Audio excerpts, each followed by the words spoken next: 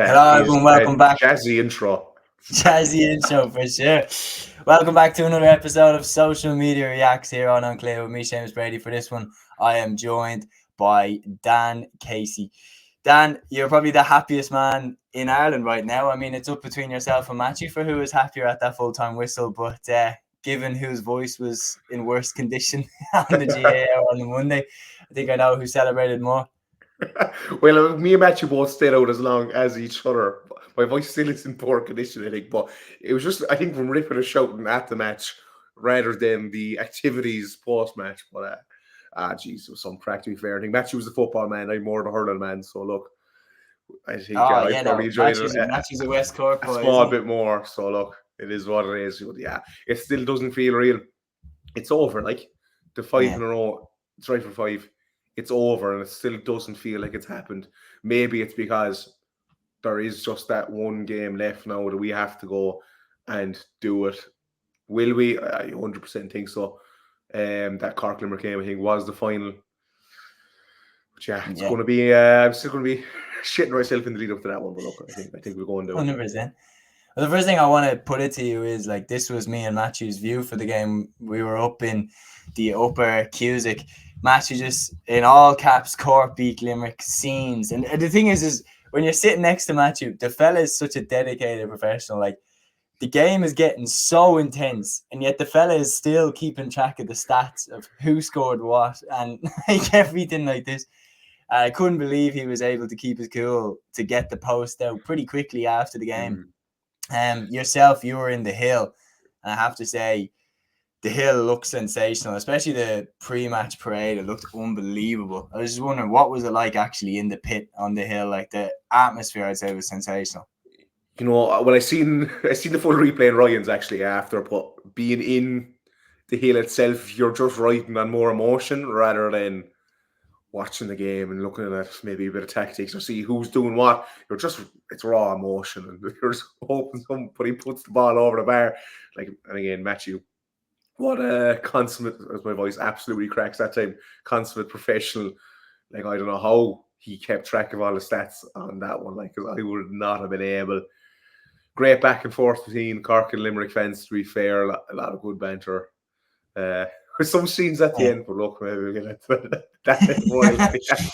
Well, I noticed as well, like, the colours complement each other, like the red and the green. Like, there's such a contrast. It really pops on the screen. And then on top of that, like, the flares as well. Look, as long as nobody gets hurt, I don't really mind the flares. Like, as long as they kind of keep them under some control. The atmosphere was just teed up for a real battle. And I'd say it'd be interesting, what score was the biggest one?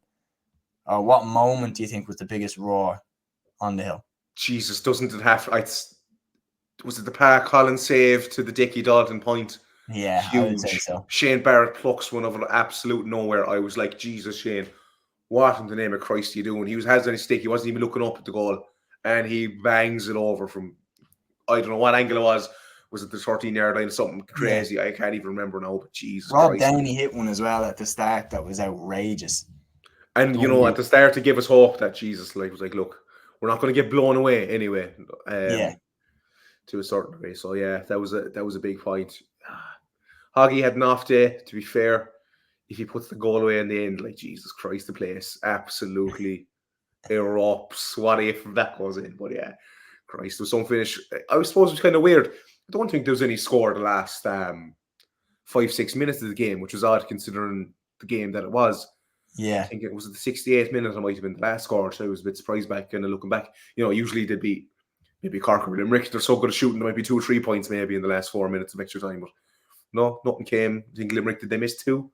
Yeah, missed a couple of chances. And I remember even some of the wides they hit in the second half, I was just absolutely staggered by, and some of the wides they hit in the first half as well. Hegarty missed one that I genuinely, it was like a glitch. Like, I've never seen Hegarty miss a shot that easy. Burns missed one which was fairly dead straight on for him, and Gillan missed a bad free in the second half. And it was like, genuinely, like, I couldn't believe what I was seeing in terms of their shooting accuracy. And Matthew mentioned obviously on the pod, they're the type of things that if you're going to beat Limerick, look, they absolutely have to go your way from Cork point of view. Thank Christ they did. I do get the sense we were actually better than Limerick than the scoreline suggested. I think it wasn't a 2-point drubbing. There can never really be a 2-point drubbing, but like I do think we were 5, Cork were better.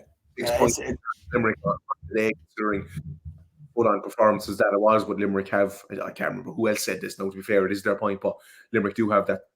They're so good at just shooting 4, 5, 6 points over in quick succession that probably brought them into to a certain degree at certain points in the game. But I do think Cork were 4, 5, 6 points better overall, really. Yeah, no, I would agree. Cork were the better team. There's no question. Like when the game finished, and it looked like, as well, it wasn't like. I do mean this with the biggest respect. I believe that Cork had it won with 3 minutes to go. Like genuinely, I know that sounds mental in terms of how late, but I'd never ever write off Limerick. But like, I believe we had a 1 with 20 to go. I believe we had a 1 with 20 to go. Really? A wave of confidence hit me. I think we were 7 points up at that point, and I just saw the boys. I was like, they're up for this. Yeah. They're not losing it. They're not losing it. Because that third quarter for Limerick, that's the one where they get teams coming out in that second half, and it was Cork were the ones who stepped up and got that, and that's when the confidence came over me. 100%. Well, you were right behind this moment. This tweet is from Ray Boyne. He says, "There's brave and there's brave," in all caps. And that's obviously, that clip is the Patrick Collins save in the first half from Aaron Gillan. You were right behind it. Did you get a good angle of it? Like, did you see it? Oh, I did. But I probably didn't appreciate it at the time of him. Like, even a save is fucking launch yourself at the ball, which, look, you take that any day. Gillan, he had a good game compared to maybe what we've seen so far this championship. Look, I thought he was like, I'm such a hurler on the ditch. I'm such a hurler on the ditch now. What could he have done differently if the ball on the ground? So easy to say in hindsight, to be fair. And maybe I actually think with the Patrick Horgan, Nicky Quaid one, again, hindsight, wonderful thing. Hoggy probably should have flicked that into his hand, and then it's a goal. But look, it is what it is. Incredible moment, and again, one of those moments that if you're going to beat Limerick, have to get you over the line. It's the fact that he saved the second one as well when he didn't even know that it was stopped. He took a smack with the ball, and it didn't even matter because like it wouldn't have counted. I wonder if he regretted that second one. But a real warrior, and he deserves massive credit this year as well because the shit he got after the Clare game for the short puck outs and everything like that, and to stay headstrong. I mean, he's been brilliant over the last few games. And I tell you, we were saying it on the pod as well, the balls on the fella to do the short 1-2 puck out in the height of the battle was just sensational. Like the nerves on him when it has gone wrong in the past, and then he was smart with the puck outs as well to pick out Brian Hayes and things like that. Like his performance was really, really good. Absolutely. I kind of said after. I think I might have even said in Gio, I felt like a bit of coming age for both himself and Quilligan this weekend. Two keepers who've gotten so much shit, so much stick this past while. It really felt like they might be just going on to the next level now. I don't know. And just maybe it's goalkeeper. It's probably a mental thing. It's probably just confidence. You know, shaky start Pat had maybe against Waterford and Clare. We all know what happened there. But look, he drove it on and he was one of the men in the match for Cork. There can be absolutely no denying it. So minutes a goal. We could easily have gone and lost that game. So look, fair play to Pat Collins. He really saved us. Literally. 100%. Had some big moments in that game. Joe Bolly weighed in on the game as well. He said, this was funny. Another great thing about the hurling is Michael, that's very little in that. Marty Tignan on That's very little in that, Marty. Yeah. Michael only thinks it's a foul if a player takes a chainsaw to his opponent. The funniest thing is Michael was a hardy buck when he was on the pitch back in his day. Yeah, well, this one is so true. I do feel like there could be a blatant, obvious foul, and Michael is just like, there's nothing wrong with him, like, but he's on a school of hard knocks, to be fair. I just thought it was a hilarious tweet from Joe Bradley, to be fair. I think I stole it for Sports, so I'll put it up as one of our graphics. But, yeah. No, I do love Dyken on commentary, to be fair. Who's your favourite GA commentator or co-commentator, whichever? Favourite GA co-commentator? For Gaelic football, I actually like Eamon Fitzmaurice. I think he comes out with some good analysis, some good points. Hurling, it probably would be Dignan. I do like. I like because you can tell with the. Oh no, John Milan actually was listening to him on the radio. No, was listening to him on the radio for Waterford Clare, and it was just hilarious. The fellow was just having a heart attack. live on the radio, or Spillane. Do you remember the Spillane Sligo New York game last year where he clearly been out on the piss in New York and he was Jeez, just, I don't think I've heard that one. you know, he'd clearly been out on the lash the night before and basically he was on like me and co-commentary with Jade, Dan Fettel, Jay, and he or was just like, he was just panting into the microphone, and then like you could tell he was dying, and then he disappeared off the commentary for a few minutes, and like the rumor was he was like in bits. Like he probably should never have been put commentating that game. Seriously, look up the highlights if it's on YouTube. It's so funny.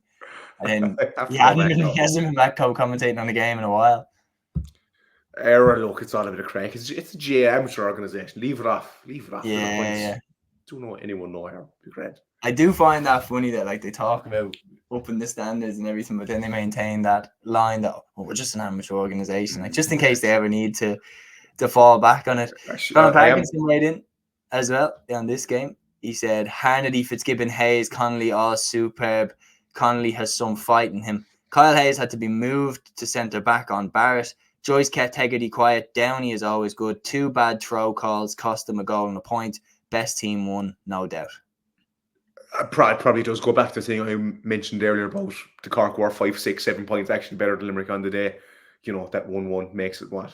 Yeah, 6 points or 6 point differential. Yeah, and look, the players he listed there, absolutely immense. We did a combined 15 for the sport. No, that wasn't GA, looking good. I was 100% accurate in my opinion before that, Yeah. before the Cork Limerick game at the weekend. And you're going on the reputation, you're going on what they've done over the last number of years. And I still wholly believe that was actually an accurate representation.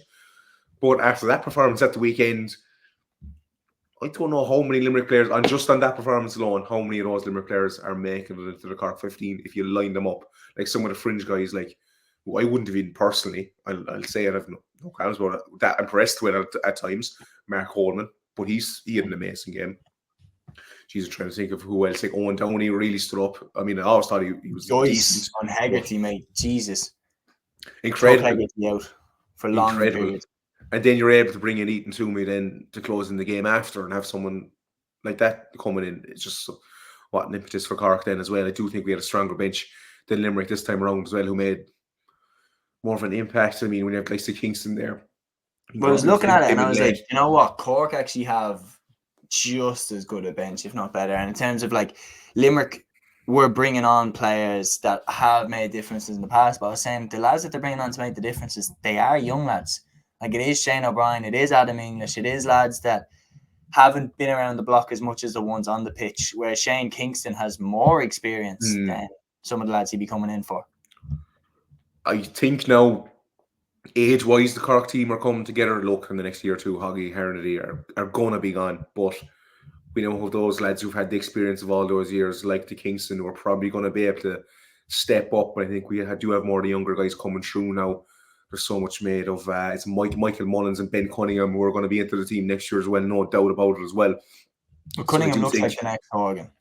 Cunningham looks and I've spoken to him a few times. He's the nicest guy of all time, genuinely. He is the nicest guy of all time as well. So wish all the best for him. Yeah, son of George Cunningham, the great Cork goalkeeper, of course. But yeah, Jesus, he will be a legend for Cork and yet Ben Cunningham. But hopefully Hockey goes out with Cork legend status. He's going to go with Cork legend status regardless what happens. But if he gets that Celtic cross, it's going to be scenes. Sorry, what point were we even on about? Can you call him Parkinson's tweet?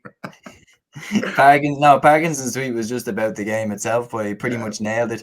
Limerick, you have to give credit to them. This tweet by David Byrne, pretty prominent Limerick journalist. He says they'll be back, but what this Limerick team has done socially, mentally, economically, psychologically for the people and county of Limerick is immeasurable.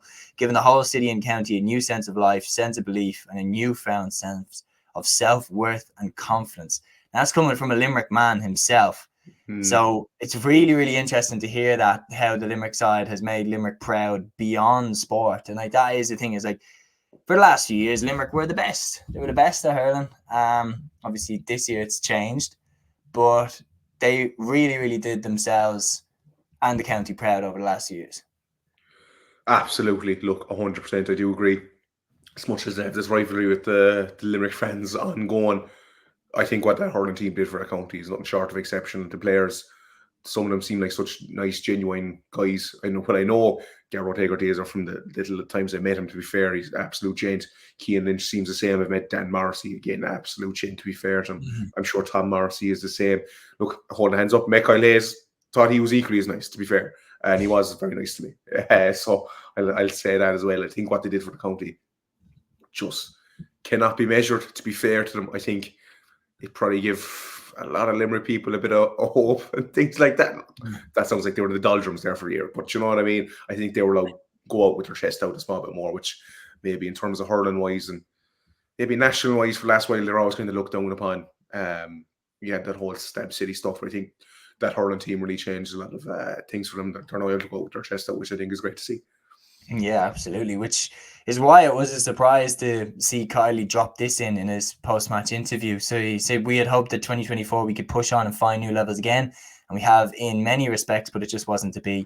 John Kylie reacts to Limerick's quest for Cork, ending the 5 in a row. Like what was interesting in that is in those interviews, he hinted at players potentially stepping away. Yeah, which I thought was bizarre. I thought you'd just let the moment sink in for everybody and not even think about that or say that. I thought it was a bit of a strange comment for John Kelly to make, especially lads who've given him so much. Mm-hmm. You know, who are those lads going to be? You know, if I was one of them, thinking like, John, why you say that? To be honest, I don't know if I'm so far from Limerick Corner, it's ridiculous. But anyway, I did think it was a bit of strange. What did you think about it? I thought it was interesting. I thought it kind of relates. I would be looking at the language that he used. I'd be getting into semantics. Like if he's saying end of the road or some players might be back next year, I'd be differing the two. And I'd be saying, I think some lads could do what Austin Gleeson did and take a year out. I think that could be what happens, because you have to think for a second, they're not going to do a 5 in a row now. That's gone. That ship is gone. They're never going to get another chance to do that, especially the Declan Hannons of this world. Like, they're not going to get another chance to do that. So they've achieved pretty much everything that they can achieve in the sport now. There's not many records left for them to break.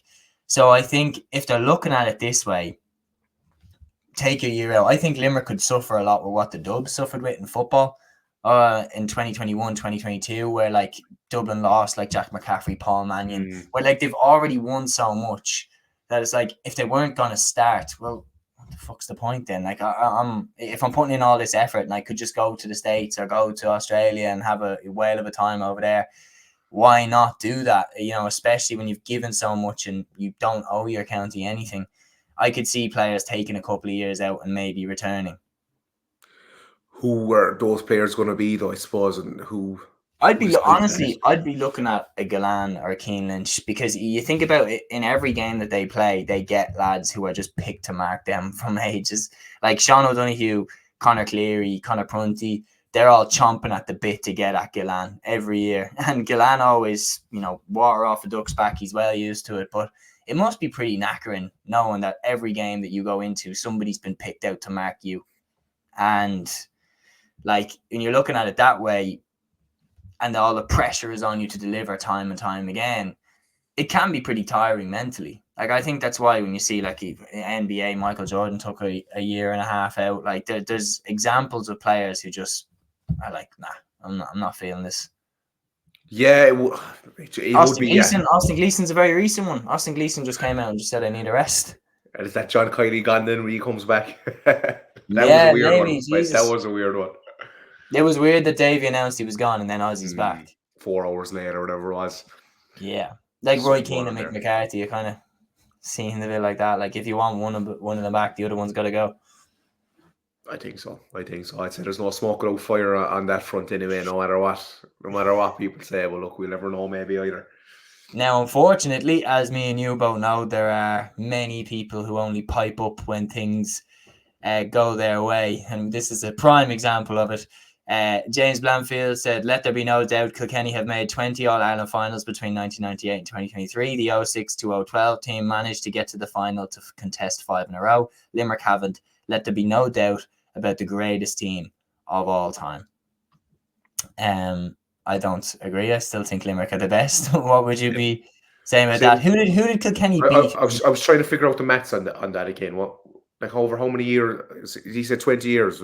From 06 to 2012. That's what he said. from 06 to 2012. And how long of a gap did he give? Can you bring up the tweet again at all, just so I can have another look at it? Yeah, no, but I'll bring up the tweet now. So let me just get it up exactly. But he was saying that Kilkenny from 06 to I don't think I played on 2012. phone. Yeah, I will Yeah. look. Anyway, the crux of the thing is, I think Limerick are the better side than the Kilkenny one. Now, I was a much younger lad than I was back then, obviously.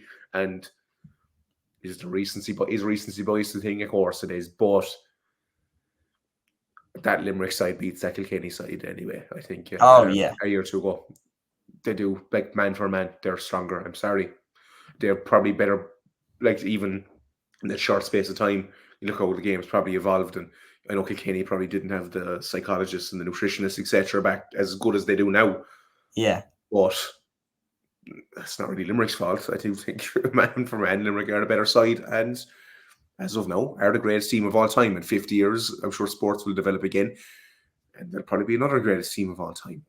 Yeah. So, No, you it's know, a good point. I think when you look at it this way, one of the points that is interesting to make when you're trying to talk about it is Kilkenny, like you would look at it. So here's the exact tweet. So it's from James Blanchfield. He said, "Let there be no doubt, Kilkenny have made 20 All-Ireland finals between 1998 and 2023. The 06 to 12 team managed to get to the final to contest 5 in a row. Limerick haven't. Let there be no doubt about the greatest team of all time." You can't include it as far back as 1998. They're they're four completely different ridiculous. teams. Ridiculous. Who won But the final 98? Awfully, wasn't it? Like, awfully, yeah. So it's if you like, if you want to include Kilkenny getting to the All Ireland final in '98, like, yeah, I mean, work away with that. But what I look at in this, and it's not recency bias saying this, what you need to do is you need to look at who Limerick had to get past and who Kilkenny had to get past. So, like, you look at how easy the Leinster Championship was. Like, this isn't hindsight. The Leinster Championship was easy in the 2000s for Kilkenny up until when there wasn't even Galway. Galway. There wasn't even Galway. Yeah. Like, Yeah, Kilkenny had to beat Cork in 2010, and like in the semi final, they had to beat what was a Cork team that was at the end of oh its yeah, well, era. completely Like that, so. It yeah, was that at they the end of the year, a year or two earlier. Like, yeah, yeah, no, that team was past its sell by date and had made a surprising burst at Munster. I remember that year beating Tip. They had like it wasn't it. They had Satanta back in the side and all, and it made a little bit of a burst, but it wasn't a vintage Cork team, not a patch on the Cork team that it is now. And then you look at who Kilkenny had to beat in Leinster. They had no Galway up until 2009. Dublin were bang average. Wexford weren't great either. They were on the slide. And then Offaly were really nosediving at this point. So that's it. That's all you had to beat. Limerick had to go through Cork, Clare, Waterford, Tipperary. And every year, here's what I remember as well. Every year, I remember one of those teams was hyped up to beat them. Waterford were hyped up as the greatest thing in 2022. That nosedived. Clare were hyped up to beat them in the Munster final after the drawn game. Limerick still overcame them. Cork as well scored 130 and still lost to them. And Tip as well were hyped up when Liam Cahill came in. And Liam Sheedy, they had to beat the All-Ireland champions Tipperary. Like, Kilkenny didn't have to go through anyone like that in their province. no, but sure, we all know the Leinster Championship was like you're coming in relatively fresh off the back of a Leinster. Like, I'm sorry, Yeah. way less injuries, way less battle scars. Yeah, Like, look at how many years. They lost Keane Lynch, Declan Hannon, Sean Finn, Barry Nash, Peter Casey. These are all injuries from the Munster Championship over the last few years. Like, yeah, they always yeah. were missing someone. They Kilkenny always have a dropped. Kilkenny have a 3-game season basically. The Leinster Yeah. final, the semi-final, and the final, and they'll have it for probably all of eternity. Realistically, the way things are going at the moment. Yeah, I mean, unfortunately, I got shown just how far off Dublin are of winning the Leinster title this year. Going back to Parkinson, he's talking about the Clare versus Kilkenny game. Speaking of the Cats, he says fair play to Clare in the end, 16 points with the wind. O'Donnell the leader, Taylor super too. Even the sucker punch of the Billy Ryan goal didn't stop them.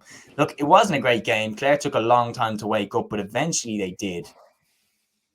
Yeah, it was a piss poor game to be fair. Until the last 10 minutes, was I really impressed with Clare? No, not particularly. I don't think Clare people would be impressed with Clare. In all fairness,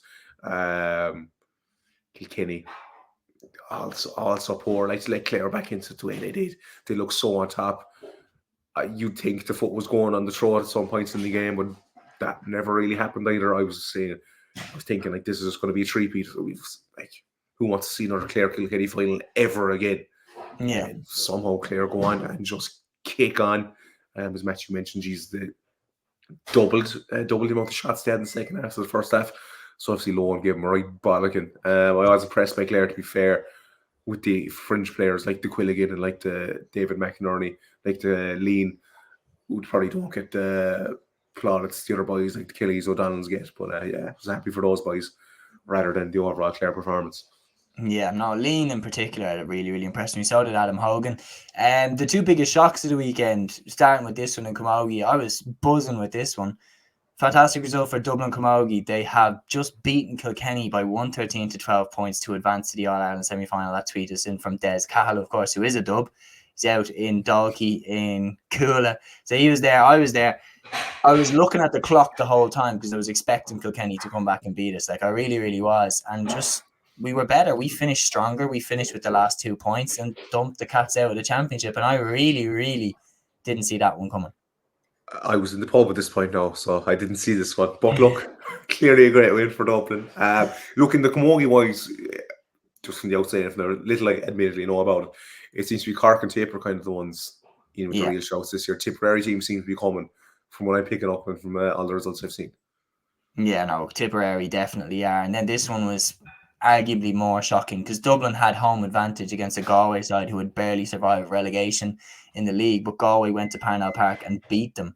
Nicola Ward collecting the man of the match there. That's from the LGFA's official Twitter account. Player of the match. Player of the match, yeah. Absolutely.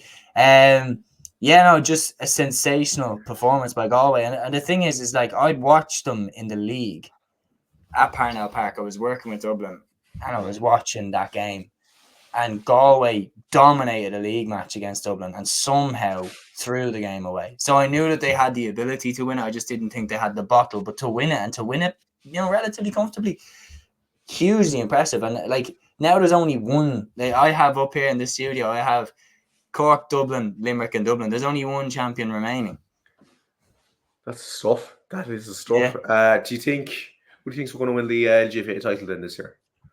Well, now that Dublin are gone, my thing is if Kerry don't win it, fucking forget it. Like it's literally Dublin have been taken out. Mm-hmm. I don't think Galway.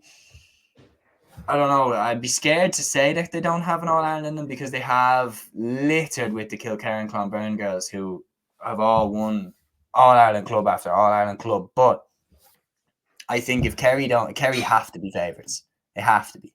If they don't win it this year, I would be disappointed for them and for Louise especially. I'd be interested to get your take on this. Halftime entertainment all of a sudden started to be seen at Croke Park.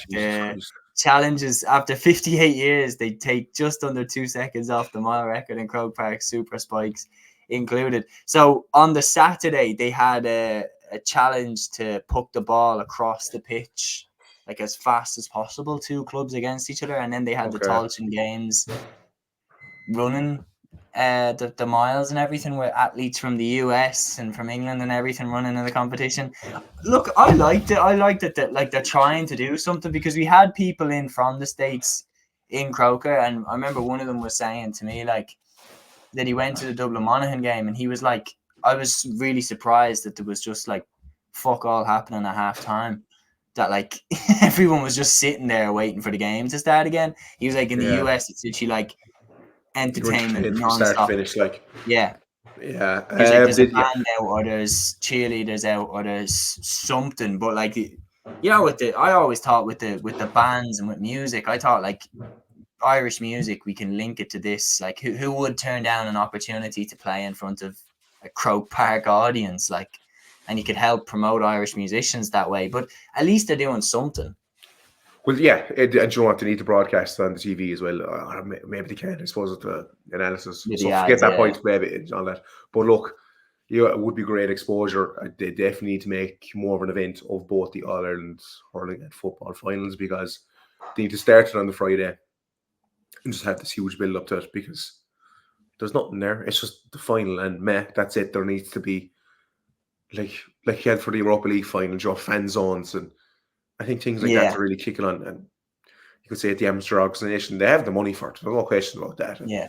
you're bringing the GA to the tours and you're just flocking maybe jerseys and stuff to tourists that maybe normally wouldn't have got the exposure to it and things like that. Look, I think it'd be great for the fans who were up there on the Saturday evening kicking around with nothing to do, have a bit of crack with them as well and have a few more events, and companies and sponsors will certainly want to get behind it as well. So it's not as if the GA would be completely the ones forking out for it either. Yeah, 100%. And then the last one, we are going to do, it was interesting because me and Jason from Loaf Bread GA, we were just about to hop onto the episode at 3 o'clock yesterday, and then bang, this dropped. Mickey Harte steps down as Derry manager, more to follow. And I immediately was thinking about us doing the GA hour episode, thinking, for fuck's sake, like, why? I was thinking, no way, he's gone. Absolutely, he's gone. And he is gone now. I didn't think he would. I just thought to be something there. That something was just calling to me that he's going to stick it out another year. But ultimately, it seemed like the people of Derry, as I'm reading, Clare didn't like him. Yeah. Oh, no. Brawley fucking hated him from the get-go. Not just Brawley, just everyone. Like, it just must have been hard for him as well to do it. Like, Jesus Christ. If I was I remember his first tweet. Remember his first tweet when it was announced? And his first tweet, he just goes, "What in the name of fuck?" That was his first tweet that he put up in reaction to it. Mulligan's one as well. Do you remember that one? Where he grabs the sports show graphic and cuts out our sports show. Eventually, yeah. But the own Mulligan said, "I'm only back talking to this prick" or something like, or something. Joe Barry yesterday. What did Joe Barry say yesterday? Was something I said. That's what he said. Yeah, funny. Yeah, no, because I there's part of me that likes how Brody just plays into it. Like, sometimes you love a bit of shit out. There's not really enough. Mate, it's sometimes it's just exactly what you need just to make it a bit entertaining. Like, yeah, GA is so lacking in it. Like, I mean, you don't know players' personalities really anymore. I don't think, or anything like that. But they're definitely they're taking a step forward. Like, I saw a video where it was Paddy Deeg and Conor Donoghue and what was one more? Shane Flanagan.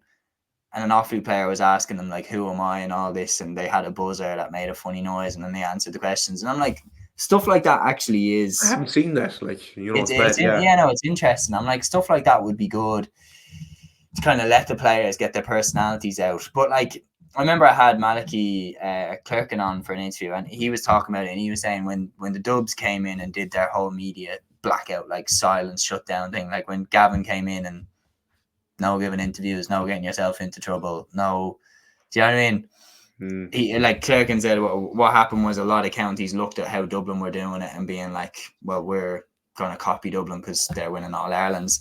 So, but then a lot of players are like ghosts. Genuinely, like, you don't know what they're like off the pitch. I would like to see more personalities come out. Yeah, like, you know when you see even like Canis Mulligan's under-20 Connacht acceptance speech, where he was like, we had to beat Galway, we had to beat Mayo, we had to beat all the big dogs. So he said, but we're a fucking big dog now. I was like, I love that. Just to see a bit of grit in him like that. That's the type of attitude that will bring Sligo back. Well, that's the type of that's what brought to success to like the likes of Drive to Survive. Nobody knew what F1 drivers were like personality wise. I certainly didn't anyway. Yeah. And then that show comes out, explodes into life, and people get invested in the actual human side of it behind the sport then, and that's a huge driver as well for a lot of people out there, even more so than perhaps the sport itself. It'd be great if there could be some doc. I'm not saying Netflix get involved because look, it's never going to happen. But if RT or TG Car could get the funding and do something like it, I think it'd be amazing. And that's why Laker Gales are brilliant. Yeah. I was talking to Brian Tyres and he said their decision to extend it from 25-minute episodes to an hour long is one of the best things they've done, because they get to go into the story of the person. You get to meet them. You get to meet their parents, everything like that. And you get to be a bit invested in their storyline and everything like that. But where do you think Mickey and Derry go from here? Do you think Mickey will ever manage another inter-county side again? Or do you think that's it for him? And do you think Derry... I think he'll manage. I think he's too ambitious. He'd have to end up on some sort of a high, wouldn't he? I think I can see him going to Antrim. I would say. Antrim after McEntee goes. Okay, I take that. I'll run behind that. I think Antrim are the only ones that might take him.